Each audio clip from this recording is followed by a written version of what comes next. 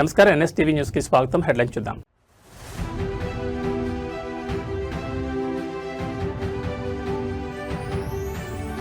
మహానాడు వేదికగా భావోద్వేగ ఘట్టం. నేతలపై చంద్రబాబు నాయుడు అపూర్వ ఆదరణ.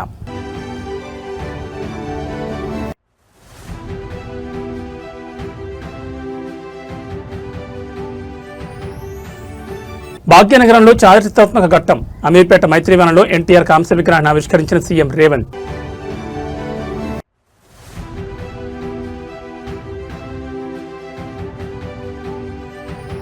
గ్రీన్ ఎనర్జీ దిశగా భారత్ సంచలన అడుగు. 37,500 కోట్లతో కోల్ గ్యాసిఫికేషన్ రెండవ దశకు కేబినెట్ ఆమోదం.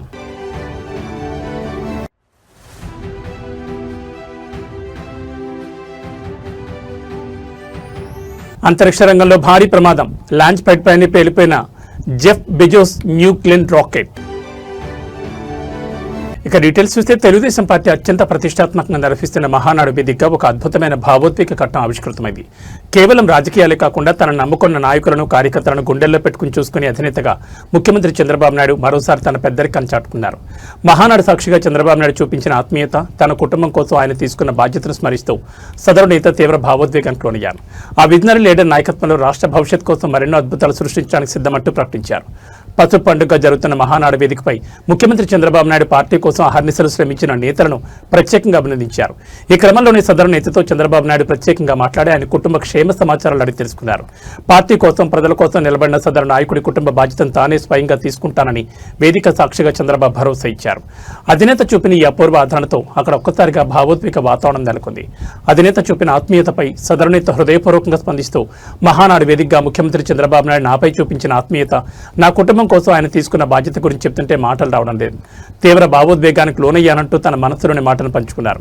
ఈ అండతో అద్భుతమైన తోడ్పాటుతో రాబోయే రోజుల్లో ఆ విజనరీ లీడర్ చంద్రబాబుతో నడిచి రాష్ట్ర ప్రగతి కోసం మరెన్నో అద్భుతాలు సృష్టించడానికి తాను ఎల్లప్పుడూ సిద్ధంగా ఉన్నానని, శ్వాస ఉన్నంత వరకు పార్టీ కోసమే పనిచేస్తానని జై చంద్రబాబు నాయుడు, జై తెలుగుదేశం అంటూ శపథం చేశారు. ఆంధ్రప్రదేశ్ రాష్ట్రంలో అటవీ విస్తీర్ణాన్ని పెంచడంతో పాటు పర్యావరణ సమతుల్యతను కాపాడేందుకు కూటమి ప్రభుత్వం అత్యంత వినూత్నమైన ప్రణాళికలతో ముందడుగు వేస్తోంది. ఉప ముఖ్యమంత్రి, అటవీ పర్యావరణ శాఖ మంత్రి పవన్ కళ్యాణ్ పక్కా వ్యూహంతో రాష్ట్ర వ్యాప్తంగా పచ్చదనాన్ని రికార్డు స్థాయిలో పెంచేందుకు హరిత సమరం ప్రాజెక్టును తెరపైకి తీసుకొచ్చారు. ఇందులో భాగంగా కొండలు, గుట్టలు, మనుషులు వెళ్లడానికి వీల్లేని దుర్ఘట అటవీ ప్రాంతాల్లో సైతం అడవులను వేగంగా పెంచేందుకు సరికొత్త డ్రోన్ టెక్నాలజీని అటవీ శాఖ రంగంలోకి దించుతోంది. అటవీ శాఖపై నిర్వహించిన తాజా సమీక్ష సమావేశంలో డిప్యూటీ సీఎం పవన్ కళ్యాణ్ అధికారులకు స్పష్టమైన దిశానిర్దేశం చేశారు. రాష్ట్ర వ్యాప్తంగా ఏకంగా 2.5 కోట్ల విత్తన బంతులను పంపిణీ చేయాలని లక్ష్యంగా పెట్టుకున్నారు. జూన్ నెలలో ఈ విత్తన బంతుల తయారీ కార్యక్రమాన్ని డ్వాక్రా మహిళలు, విద్యార్థులు, యువత మరియు పర్యావరణ వాలంటీర్ల భాగస్వామ్యంతో ఒక ప్రజా ఉద్యమంగా మార్చాలని పిలుపునిచ్చారు. వర్షాకాలాన్ని పూర్తిగా ఉపయోగించుకుంటూ జూలై, ఆగస్టు నెలలో వీటిని విస్తారంగా చల్లడానికి అటవీ శాఖ ప్రణాళికలు సిద్ధం చేసింది. మనం చల్లే ప్రతి విత్తన బంతి మన భవిష్యత్తుకి ఇచ్చే ఒక నమ్మకమైన హామీ అని పవన్ పేర్కొన్నారు. ఈ మెగా ప్రాజెక్టును మరింత స్మార్ట్ గా, వేగంగా అమలు చేసేందుకు ప్రభుత్వం 3 పద్ధతులను ఎంచుకుంది.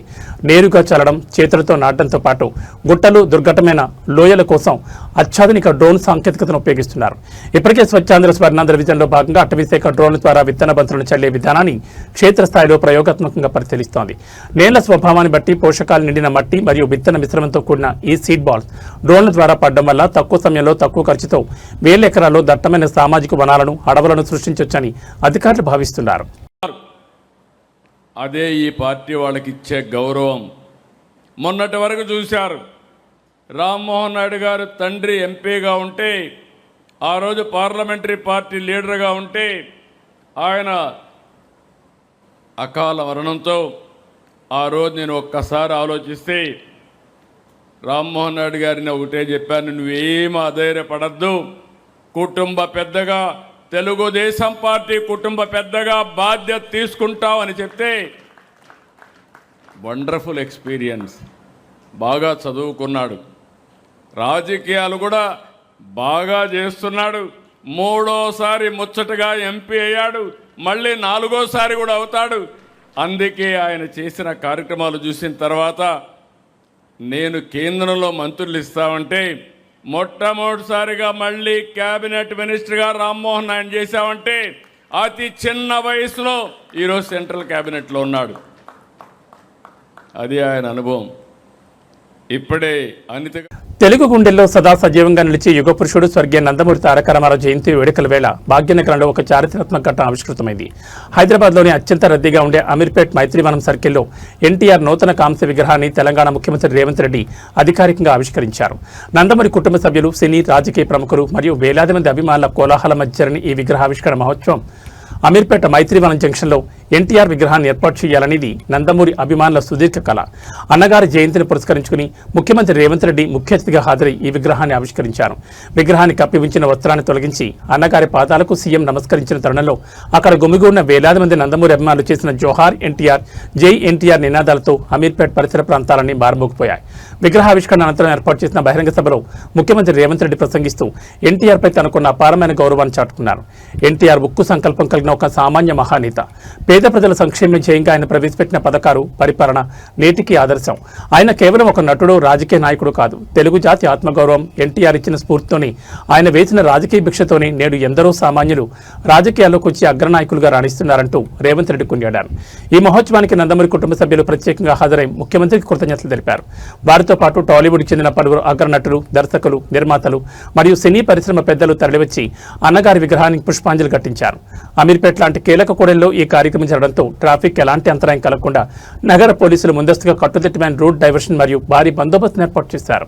సాగే బాధ్యత మీదిక అంటోంది ప్రతి ప్రభుత్వ వేదిక.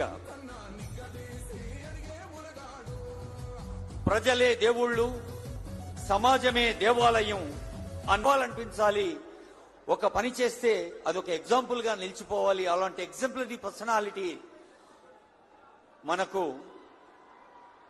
ముఖ్యమంత్రి గారి స్వహస్తాల మీదుగా మూడు పదాలు ఎన్టీఆర్. ఈ 3 అక్షరాలు నీతి, నిజాయితీ, నిబద్ధత, ఉక్కు సంకల్పం కలిగిన నాయకుడు ఎవరైనా ఉన్నారు ఈ దేశంలో అంటే తెలుగు జాతి గర్వించదగ్గ బిడ్డ ఎన్టీఆర్.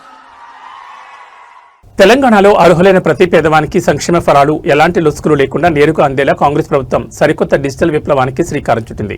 రాష్ట్రంలో ఒకే ఒక కార్డుతో అన్ని రకాల ప్రభుత్వ పథకాల లబ్ధిని పొందేలా అత్యంత ప్రతిష్టాత్మకమైన సమగ్ర సంక్షేమ కార్డును రూపొందించాలని ముఖ్యమంత్రి రేవంత్ రెడ్డి అధికారులను ఆదేశించారు. ప్రజాపాలన మరియు కుల సర్వే వివరాలు క్రోడీకరిస్తూ అర్హుల గుర్తింపు కోసం ఆధార్ తరహాలోని ఒక యూనిక్ నంబర్ను కేటాయించబోతున్నారు. పేదల పాలిట వరంగా మారబోతున్న ఈ మెగా వెల్ఫేర్ కార్డు పూర్తి వివరాలు చూస్తే సచివాలయంలో జరిగిన సంక్షేమ పథకాల అమలుపై ఉన్నత స్థాయి సమీక్ష సమావేశంలో ముఖ్యమంత్రి రేవంత్ రెడ్డి ఈ నూతన కార్యాచరణను ప్రకటించారు.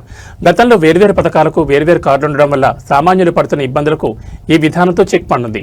ఈ కొత్త సమగ్ర సంక్షేమ కార్డులో రాజీవ్ ఆరోగ్యశ్రీ సేవలు, విద్యార్థుల ఫీజు రీయింబర్స్మెంట్ వివరాలు, రేషన్, ప్రభుత్వ రక్షణ, బీమా సౌకర్యాలతో పాటు రాష్ట్ర వ్యాప్తంగా ప్రభుత్వం ఇటీవల అత్యంత ప్రతిష్టాత్మకంగా నిర్వహించిన సమగ్ర కుల సర్వే డేటాను కూడా ఒకే డిజిటల్ నెట్వర్క్ కింద అనుసంధానం చేయాలని సీఎం స్పష్టం చేశారు.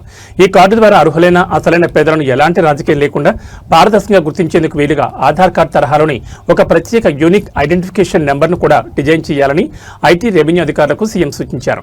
ఇదే సమయంలో తెలంగాణ నుంచి ఉపాధి కోసం గల్ఫ్ దేశాలకు వెళ్లి ఇబ్బందులు పడుతున్న కార్మికుల సంక్షేమంపై రేవంత్ రెడ్డి ప్రత్యేకంగా ఫోకస్ పెట్టారు. గల్ఫ్ కార్మికుల రక్షణ మరియు వారి కుటుంబాల ఆర్థిక భద్రత కోసం కేరళ ప్రభుత్వం విజయవంతంగా అమలు చేస్తున్న ప్రవాసీ వెల్ఫేర్ విధానాలపై తక్షణమే అధ్యయనం చేసి నివేదిక సమర్పించాలని ఉన్నతాధికారులను ఆదేశించారు.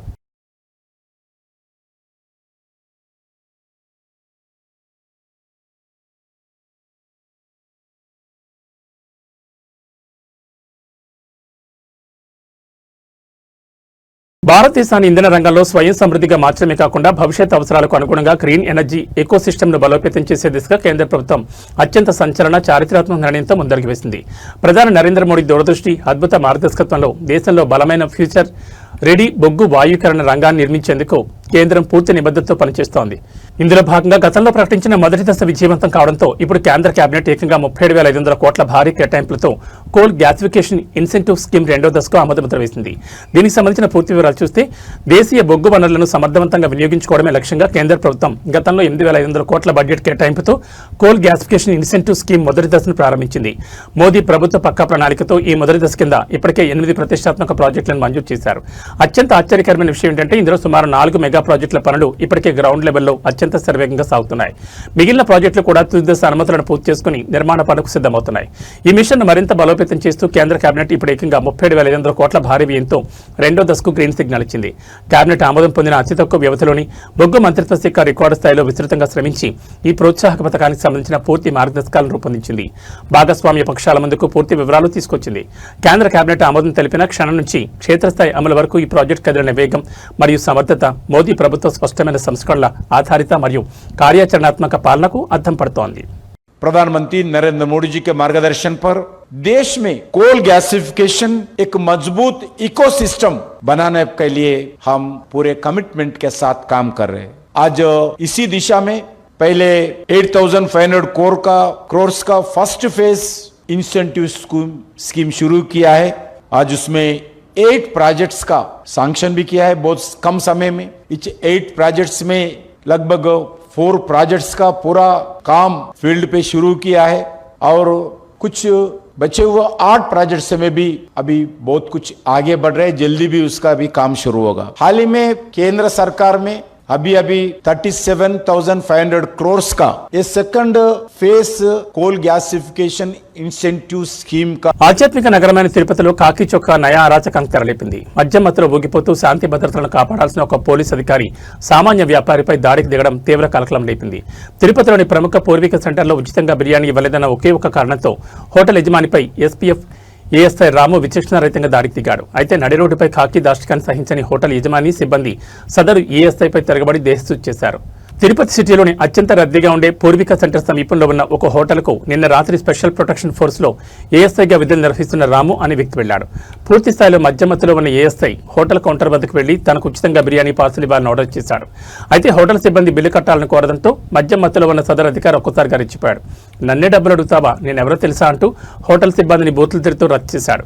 గొడవ పెద్దవడంతో హోటల్ యజమాని అడ్డు వచ్చి నచ్చజెప్పే ప్రయత్నం చేశాడు. కానీ అహంకారంతో బుగ్గిపోయిన ఏఎస్ఐ రాము యజమానిపై నేరుగా చేయి చేసుకుని భౌతిక దాడికి దిగాడు. కాకి అని కూడా చూడకుండా హోటల్ యజమాని అక్కడున్న సిబ్బంది తక్షణమే ఎదురుదాడికి దిగాను. నడి రోడ్డుపైనే ఏఎస్ఐ రామును పట్టుకుని బాదడంతో అక్కడ తీవ్ర ఉద్రిక్తత నెలకొంది. మధ్య మత్తులో తోలుతున్న సదరు అధికారిని హోటల్ సిబ్బంది కాలర్ పట్టుకుని నిలదీయడంతో స్థానికులు ఈ తతంగానంతా తమ మొబైల్ ఫోన్లలో రికార్డు చేశారు. పూర్విక సెంటర్లో భారీగా జనం గుమిగూడి ఘర్షణ పడుతుండటంతో స్థానిక పోలీసులకు సమాచారం అందింది. ఘటనా స్థలానికి చేరుకున్న శాంతి భద్రతల పోలీసులు ఇరు వర్గాలను చెల్లాచెదురు చేశారు. మధ్య మత్తులో దాడికి దిగిన ఎస్పీఎఫ్ ఏఎస్ఐ రామును అదుపులోకి తీసుకుని పోలీస్ స్టేషన్ తరలించారు. హోటల్ యజమాని ఇచ్చిన ఫిర్యాదు మేరకు ఏఎస్ఐ రాముపై కేసు నమోదు చేసినట్లు సమాచారం. డ్యూటీలో లేకుండా మద్యం సేవించి సామాన్యులపై దౌర్జన్యాన్ని దిగిన సదరు అధికారిపై శాఖాపరమైన చర్యల కోసం ఎస్పీఎఫ్ ఉన్నతాధికారులకు నివేదిక పంపారు.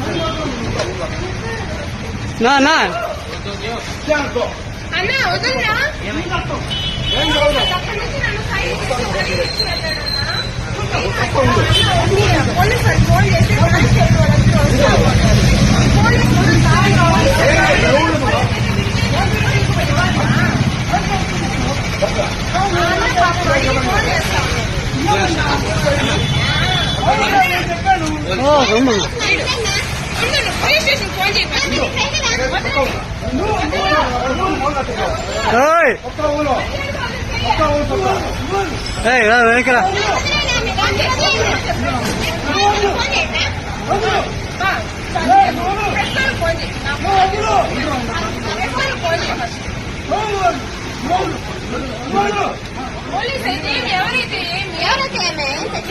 సైడ్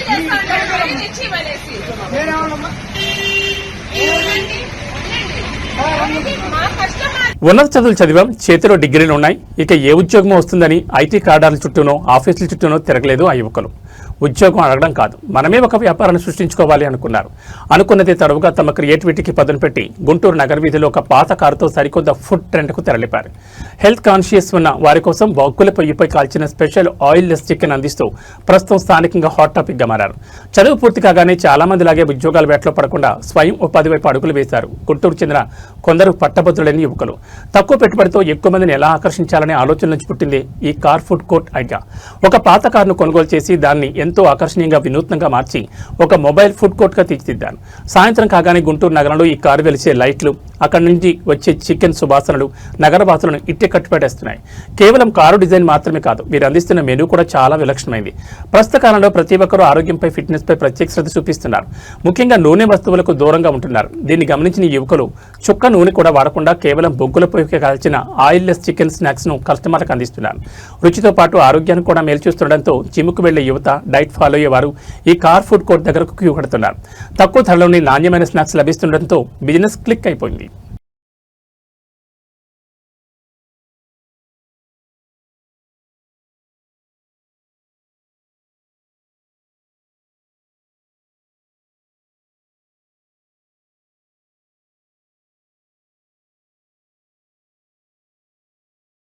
భాగ్యనగరం వేదికగా ప్రపంచం ఆశ్చర్యపోయేలా సరికొత్త అంతర్జాతీయ నగర నిర్మాణానికి తెలంగాణ ప్రభుత్వం శరవేగంగా అడుగులు వేస్తోంది. ఫోర్త్ సిటీగా పిలువబడే ఫ్యూచర్ సిటీని ప్రపంచానికే తలమానికంగా తీర్చిదిద్దడమే లక్ష్యంగా పనులు ముమ్మరం చేసింది. ఇందులో భాగంగా ఈ మెగా గ్లోబల్ సిటీ పరిధిలో జరుగుతున్న మౌలిక వసతుల పనులను రాష్ట్ర రెవెన్యూ శాఖ మంత్రి పొంగులేటి శ్రీనివాసరెడ్డి, ఐటీ మంత్రి దుద్దిళ్ల శ్రీధర్ బాబు ఇవాళ క్షేత్రస్థాయిలో విస్తృతంగా పరిశీలించారు. ఫ్యూచర్ సిటీ డెవలప్మెంట్ అథారిటీ భవనంతో పాటు ప్రతిష్టాత్మక స్కిల్ యూనివర్సిటీ పనులను మంత్రులు స్వయంగా పర్యవేక్షించారు. ఆ హైటెక్ సిటీ గ్రౌండ్ రిపేట్ చూస్తే హైదరాబాద్ నగరానికి సరికొత్త మకుటంగా మారబోతున్న ఫ్యూచర్ సిటీలో మంత్రుల పర్యటన అత్యంత ప్రాధాన్యత సంతరించుకుంది. ప్రపంచ స్థాయి ప్రమాణాలతో గ్లోబల్ ఇన్వెస్టర్లను ఆకర్షించేలా ఒక సరికొత్త నగర పర్యావరణాన్ని సృష్టించడమే తమ ప్రభుత్వ ప్రధాన లక్ష్యమని మంత్రులు ఈ సందర్భంగా స్పష్టం చేశారు. ఫ్యూచర్ సిటీ పరిపాలనా బాధ్యతలను పర్యవేక్షించే ఫ్యూచర్ సిటీ డెవలప్మెంట్ అథారిటీ నూతన కార్యాలయ భవన నిర్మాణ పనులను మంత్రులు అంగుళం పరిశీలించారు. భవన నిర్మాణాన్ని అంతర్జాతీయ ఆర్కిటెక్చర్తో నిర్ణీత గడువులుగా పూర్తి చేయాలని కాంట్రాక్ట్ సంస్థలను ఆదేశించారు. ఈ పర్యటనలో మంత్రుల బృందం ప్రధానంగా యంగ్ ఇండియా స్కిల్ యూనివర్సిటీ నిర్మాణ పనుల పురోగతిపై ప్రత్యేకంగా ఆరా తీసింది.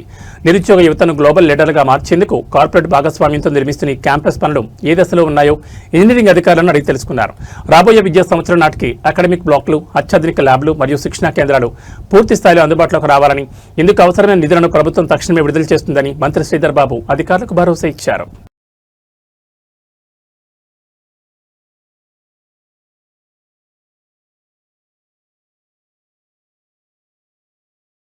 తెలంగాణ రాష్ట్రంలో అకాల వర్షాలు అన్నదాతలు ముంచెత్తుంటే ప్రభుత్వ ధాన్యం కొనుగోలు కేంద్రాలు నత్తనడకన వ్యవహారం రైతులను కోలుకోలేని దెబ్బతీస్తోందంటూ ప్రతిపక్షాలు మండిపడుతున్నాయి.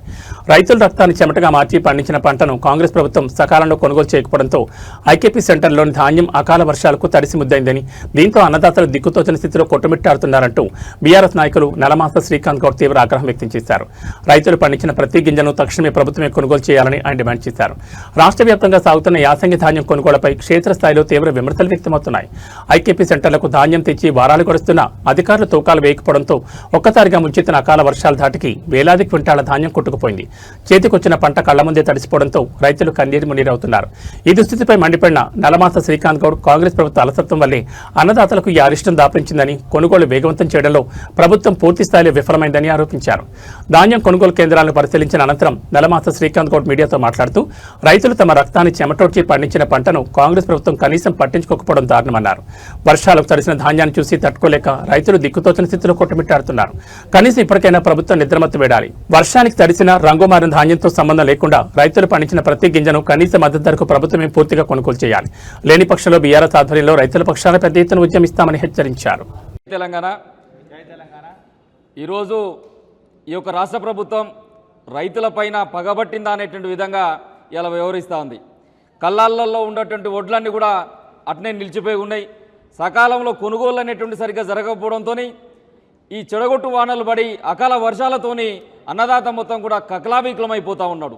టార్పానీలు అనేటువంటి లేకుండా ధాన్యాన్ని కాపాడుకోలేనటువంటి పరిస్థితులల్లో వరద నీటితోని మొత్తం కూడా ధాన్యం తడిసిపోతే ఆ 7% తేమ వచ్చేంత వరకు కూడా వడ్లను కొనమని చెప్పేసి ఇలా ప్రభుత్వం మొండికేస్తూ ఉంటే కళ్ళాలలో ఉన్నటువంటి వడ్లను కాపాడుకోలేక, ఈ వరద బీభత్సాన్ని తట్టుకోలేక, టార్పానీలు అనేటువంటి అవైలబిలిటీ లేక రైతన్న అనేటువంటి వాడు ఇలా అరిగోసపడుతున్నటువంటి పరిస్థితి ఇలా ఈ కాంగ్రెస్ నయవంచకర పాలనలో కనిపిస్తూ ఉంది. కాబట్టి రేవంత్ రెడ్డి గారు ఇకనైనా మీరు దృష్టి పెట్టండి. కళ్ళాలలో ఉన్నటువంటి వడ్లను ఏ విధంగా కొనుగోలు చేయాలి, లారీలను అందుబాటులో పెట్టాల్సినటువంటి అవసరం ఉన్నది. చివరకు తరలించేటువంటి దాంట్లో కూడా మీరు సిద్ధంగా ఉన్నటువంటి ధాన్యాన్ని కూడా తరలించకపోవడం ద్వారా, సమయానికి తరలించకపోవడం ద్వారా బస్తాలలో ఉన్నటువంటి ధాన్యం కూడా ఇలా తడిసి ముద్దైపోయినటువంటి పరిస్థితి కనపడతా ఉంది. ఇలా కామారెడ్డి, మెదక్, ఈ ఉమ్మడి సంగారెడ్డి జిల్లాల్లో దరిదాపుగా 5,000 క్వింటాలకు సంబంధించినటువంటి ధాన్యం ఇలా మొత్తం కూడా తడిసి ముద్ద అయిపోయినటువంటి పరిస్థితి కనపడతా ఉంది. ఇలా బాయిల్ రైస్ మిల్లులకు వాటిని తరలిస్తే ఇలా రైతన్న 6 కాలం పండించినటువంటి ధాన్యం ఇలా కళ్ళ ముందు ఆగమైపోతే ఇలా మొత్తం కూడా కుటుంబం అంతా కూడా రోడ్డు మీద పడేటువంటి పరిస్థితి వచ్చింది. చివరకు లారీలలో నింపడానికి ఎవరైతే హమాలీలు లేరని చెప్పి చెప్పుకుంటుంది ఇలా ఈ రాష్ట్ర ప్రభుత్వం. ఇలా హమాలీలు లేకపోవడం ద్వారా ధాన్యం కొనుగోలు చేసినటువంటి ధాన్యాన్ని గిడ్డంగులకు తరలించలేకపోతున్నామని చెప్పేసి ఈ రాష్ట్ర ప్రభుత్వం చెప్తోంది. ఒకవైపు కేంద్రం పైన మీ నేరారోపణలు, కేంద్రమేమో రాష్ట్రం పైన నేరారోపణలు. ఇలా ఈ 2 కేంద్ర రాష్ట్ర ప్రభుత్వాలన్నీ కూడా కలిసి రైతును ఎలాగం చేస్తున్నారన్నటువంటి విషయాన్ని ఇలా టీఆర్ఎస్ పక్షాన, తెలంగాణ రక్షణ సేన పక్షాన మేము ఖండిస్తూ ఉన్నాం. అంతర్జాతీయ అంతరిక్ష రంగంలో ఒక భారీ కుదుపు చోటుచేసింది. అమెజాన్ అధినేత శతకోటీశ్వరుడు జెఫ్ బెజోస్ ఆశలపై ఒక్కసారిగా పిడుగుపడింది. ఆయనకు చెందిన ప్రతిష్టాత్మక స్పేస్ సంస్థ బ్లూ ఆరిజిన్ నిర్మించిన న్యూ గ్లిన్ మెగా రాకెట్ అమెరికాలోని ఫ్లోరిడాలో గల కేప్ కెనావెరల్ అంతరిక్ష కేంద్రంలో ప్రయోగ వేదికపైన అత్యంత ఘోరంగా పేలిపోయింది. రాకెట్ ఇంజన్లను పరీక్షించే హాట్ ఫైర్ టెస్ట్ జరుగుతుండగా ఒక్కసారిగా రాకెట్ భారీ పేలుడుతో అగ్నిగోళంగా మారింది. అమెజాన్ ఇంటర్నెట్ సర్వీస్ కోసం 48 శాటిలైట్లను కక్షలోకి పంపేందుకు బ్లూ ఆరిజిన్ సంస్థ తన 4వ న్యూ గ్లిన్ రాకెట్ మిషన్ సిద్ధం చేసింది. ఇందులో భాగంగా కేప్ కెనావెరల్ స్పేస్ ఫోర్స్ స్టేషన్లోని లాంచ్ కాంప్లెక్స్ 36 వేదికగా రాకెట్ను భూమికి కట్టి ఉంచి ఇంజన్లను రన్ చేసే స్టాటిక్ ఫైర్ పరీక్షను శాస్త్రవేత్తలు గురువారం రాత్రి ప్రారంభించారు.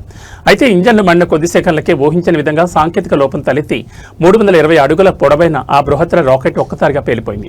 నిత్యరాత్రి వేళ ఆకాశమంతా కాంతిమయమయ్యేలా భారీ అగ్నికిరణాలు ఎగిసిపడ్డాయి. ఈ పెను ప్రమాదంపై బ్లూ ఆరిజిన్ సంస్థ తక్షణమే స్పందించింది. పరీక్ష సమయంలో తాము ఒక తీవ్రమైన లోపాన్ని ఎదుర్కొన్నామని, అయితే అదృష్టవశాత్తు అంతరిక్ష కేంద్రంలో ఉన్న సిబ్బంది అంతా సురక్షితంగా ఉన్నారని, ఎవరికీ ఎలాంటి ప్రాణనష్టం జరగలేదని ప్రకటించింది.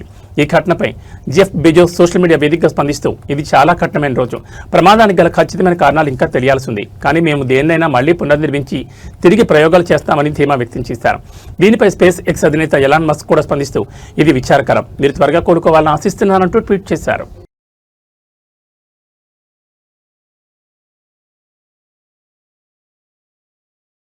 Tollywood global star Ram Charan, Buchi Babu, Sana combination లో రూపుదిద్దుకుంటున్న most awaited pan India sports drama Peddi. ఈ సినిమా సెట్స్ లో రామ్ చరణ్ ప్రవర్తనపై ఆయనతో కలిసి స్క్రీన్ షేర్ చేసుకోవడంపై Bollywood crazy actor Mirzapur fame Divyendu Sharma ఆసక్తికరమైన వ్యాఖ్యలు చేశారు. రామ్ చరణ్ తో నటించేటప్పుడు తనకు మొదట్లో చాలా టెన్షన్ కలిగిందని, కానీ చరణ్ ఇచ్చిన సపోర్ట్ మరవలేదని అని పేర్కొన్నారు. ఉప్పెన డైరెక్టర్ బుచ్చిబాబు దర్శకత్వంలో రామ్ చరణ్ నటిస్తున్న పెద్ది సినిమాపై దేశవ్యాప్తంగా భారీ అంచనాలున్నాయి. ఈ చిత్రంలో ఒక కీలక పాత్ర పోషిస్తున్న బాలీవుడ్ నటుడు దివ్యేంద్ర శర్మ ఒక ఇంటర్వ్యూలో చరణ్ డౌన్ టు ఎర్త్ స్వభావాన్ని కొనియాడారు. రామ్ చరణ్ అంత పెద్ద గ్లోబల్ స్టార్ ఆయనతో మొదటిసారి స్క్రీన్ షేర్ చేసుకునేటప్పుడు నాలో కొంత టెన్షన్ బెరుకు ఉండేవి, కానీ ఆయన నన్ను రిసీవ్ చేసుకునే విధానం చూసి ఆశ్చర్యపోయాను. నాతో చాలా సాధారణంగా ఎంతో గౌరవంగా మాట్లాడారని దివ్యేందు తెలిపారు. కేవలం పరిచయం మాత్రమే కాదు, షూటింగ్ సమయంలో చరణ్ ఇచ్చిన కంఫర్ట్ వల్లే ఇద్దరి మధ్య సీన్స్ అద్భుతంగా పండాయని దివ్యేందు చెప్పుకొచ్చారు. సెట్స్ లో మేమిద్దరం కలిసి కొన్ని అత్యంత కీలకమైన సన్నివేశాలు నటించాం. ఒక నటుడిగా నాకు పూర్తి స్వేచ్ఛనిచ్చారు. కెమెరా ముందుకు వెళ్ళినప్పుడు ఆ టెన్షన్ అంతా పోయి ఒకరికొకరం పోటీపడి నటించేలా చరణ్ ప్రోత్సహించాను. స్క్రీన్ పై మా కాంబినేషన్ సీన్స్ చాలా పవర్ఫుల్ గా వచ్చాయి. ఆ క్రెడిట్ అంతా ఖచ్చితంగా రామ్ చరణ్కే దక్కుతుందంటూ తన మనసులోని మాటను బయటపెట్టారు. एक तो तेलुगु फिल्म इंडस्ट्री में मैं सबसे पहली बार जा रहा था, दूसरा मैं रामचरण जी के साथ काम कर रहा था, जो कि इतने बड़े, जैसा आपने बताया, स्टार हैं, हम सबको पता है. मुझे ये था कि हमारे जो दोनों के कैरेक्टर हैं ना, एक्चुअली ये फिल्म जो है ये ट्रायंगल लव स्टोरी है, उनके, मेरे और जानवी के बीच में. तो उनका मेरा भी लव एंगल है. तो हमारा जो लव एंगल है ना, वो थोड़ा ज्यादा ही, मतलब वो कॉन्फ्लिक्ट से भरा हुआ लव एंगल है, टॉक्सिक है हमारा थोड़ा. तो పసిడి ప్రియులకు మరియు కొనుగోలుదారులకు బులియన్ మార్కెట్ ఇవాళ మరోసారి గట్టి షాక్ ఇచ్చింది. హైదరాబాద్ బులియన్ మార్కెట్లో బంగారం, వెండి ధరలు మురిపెన్నడు లేనంతగా భారీగా ఎగపాకాయి. అంతర్జాతీయ మార్కెట్ల ప్రభావంతో దేశీయంగా పసిడి రికార్డు స్థాయి ధరలను నమోదు చేస్తోంది. ఇవాళ ట్రేడింగ్లో 24 క్యారెట్ల ప్యూర్ గోల్డ్ ధర ఏకంగా 1580 ఎగబాకి సరికొత్త గరిష్టాలను తాకింది. అటు వెండి కూడా 5000 రూపాయలు పెరిగి మార్కెట్లో హాట్ టాపిక్ గా మారింది. ఇవాటి లేటెస్ట్ రేట్ల పూర్తి వివరాలు చూస్తే హైదరాబాద్ బులియన్ మార్కెట్ గణాంకాల ప్రకారం అత్యంత స్వచ్ఛమైన 24 క్యారెట్ల 10 గ్రాముల పసిడి ధరపై ఇవాళ ఒక్కరోజు 1580 రూపాయలు పెరిగింది. దీంతో ఈ ధర రికార్డు స్థాయిలో 157,640కి చేరుకుంది. ఇకపోతే సామాన్యులు ఎక్కువగా కొనుగోలు చేసే ఆభరణాల తయారీకి వాడే 22 క్యారెట్ల 10 గ్రాముల బంగారం ధర కూడా 1,450 రూపాయల మేర ఎగబాకింది. దీంతో మార్కెట్లో ప్రస్తుతం 22 క్యారెట్ల గోల్డ్ రేటు 1,44,500 పలుకుతోంది. పెళ్లిళ్ల సీజన్ కాకపోయినా ధరలు ఈ స్థాయిలో పెరగడం కొనుగోలుదారులను ఆందోళన గురిచేస్తోంది. బంగారంతో పాటు ఇటు వెండి కూడా ఆకాశమే హద్దుగా దూసుకుపోతోంది. పారిశ్రామిక అవసరాలు మరియు అంతర్జాతీయ డిమాండ్ కారణంగా కిలో వెండి ధర ఇవాళ ఏకంగా 5,000 పెరిగింది. ఈ భారీ పరుగుతో ప్రస్తుతం హైదరాబాద్ మార్కెట్లో కేజీ సిల్వర్ రేట్ అక్షరాల 2,90,000గా స్థిరపడింది. అయితే ఈ ధరలు కేవలం ప్రాథమిక మార్కెట్ల రేట్లు మాత్రమేనని, తెలుగు రాష్ట్రాల్లోని వివిధ నగరాలు, ప్రాంతాలను బట్టి, అలాగే జ్యువెలరీ షోరూంల మేకింగ్ ఛార్జీలు, జీఎస్టీని బట్టి ఈ ధరల్లో స్వల్ప తేడాలు ఉండొచ్చని బులియన్ వర్గాలు స్పష్టం చేస్తున్నాయి.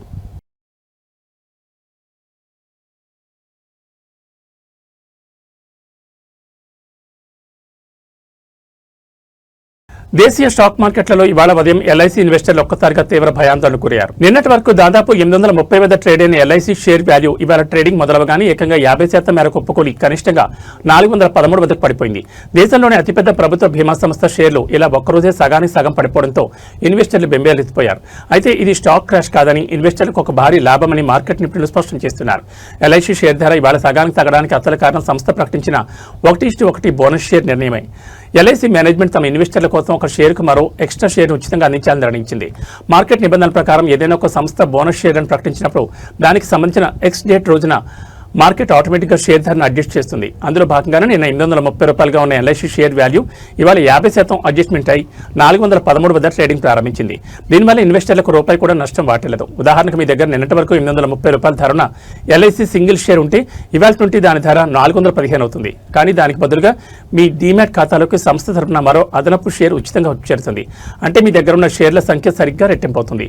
మీ మొత్తం పెట్టుబడి విలువలో ఎలాంటి మార్పు ఉండదు.